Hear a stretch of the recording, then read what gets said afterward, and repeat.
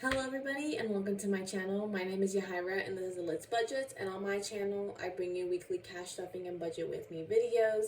And in today's video it'll be a budget with me with Logan's last paycheck of July. We are going into week 2 of my infant employment and so far so good. Spending hasn't been crazy. We did just finish up our weekend with our friends, so the friends visit sinking fund was completely used up. Um, Nothing unfortunately left over. Actually, we have to pull a little bit more because of the unexpected having to board our dogs. But no big deal. It wasn't too much more that we'll need. So let's go ahead and jump right into it and let's get started. So Logan's paycheck this week was $2,000. He does get paid bi-weekly, but from now on after this one, I'll be splitting his check in half so I can be budgeting weekly, just because that's easier for me to wrap my head around.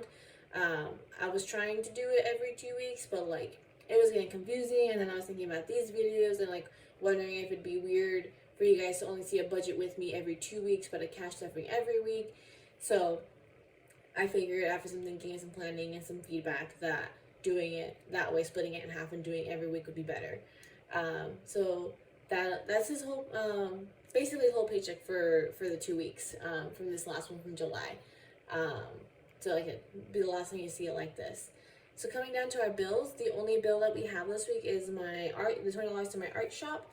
I was able to cover the rest of July's bills with my last check and going into August, and Logan does get paid this Friday.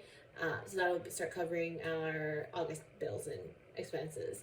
So this week, only $20 will be going to our bills, so that leaves us left over with $19.80. Coming down to our envelopes, and I just realized right now that I did it again, and I wrote everything in the budget category. I'm so sorry. I'll get it together one day, I swear. I see that all the time, and it happens for a little bit, and then I fall off the train. But yeah, good vibes. So with our envelopes, $100 is going to groceries. Pops, eating out, fun, and myself are all getting $50.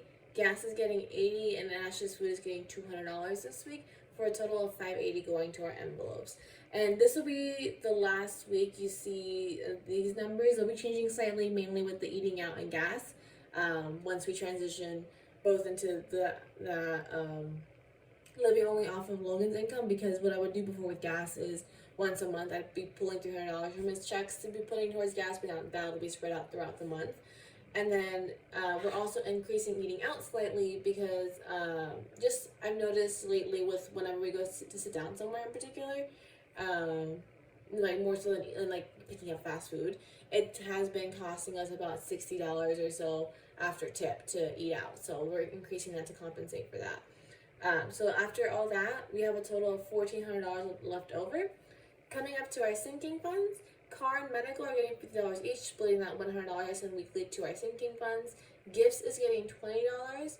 My financial planner course is getting the remaining $1,200 that needs to be paid off, and then from there I'll just save up for the exam that I'm hopefully taking in March.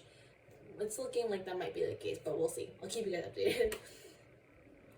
Weddings is getting $75, and then our savings challenge is getting $5. So that $1,400 is all tied up here. It's going to our savings for different reasons. So we have nothing left over. Everything's got a job. Everything's got a place. I am thinking about talking, as I was thinking about it yesterday, with our house furniture sinking fund. I'm thinking about talking to Logan about maybe reallocating that, both because I'm still very stressed about this wedding sinking fund, and just we're pretty much if we stick to the current plan, we're gonna be hitting our goal like by the skin of our teeth. But then after that, we have to pay my car registration, and we have Christmas right after that. So I'm thinking about pulling $1,000 from that for basically dissolving that entire sinking fund, because since we're not planning on buying a house anytime soon, it's kind of like, why do we have the furniture fund? Leaving the house, like the house money that we've saved for the purchase, that's gonna stay intact completely. That's never gonna get touched. But if we're not going to be buying furniture anytime soon, it's kind of like, why do we have that? So I'm thinking of talking to dissolve it to both finish funding the wedding sinking fund, or pretty much finish funding it, and then the rest will go to our emergency fund just to keep beefing that up a bit. So I'll let you guys know what we do with that probably in next week's video. But that'll do it for today's video. If you enjoyed it, please give it a thumbs up. And if you haven't already, please subscribe. It really helps my channel. And I hope to see you guys again tomorrow for our cash stuffing. Bye!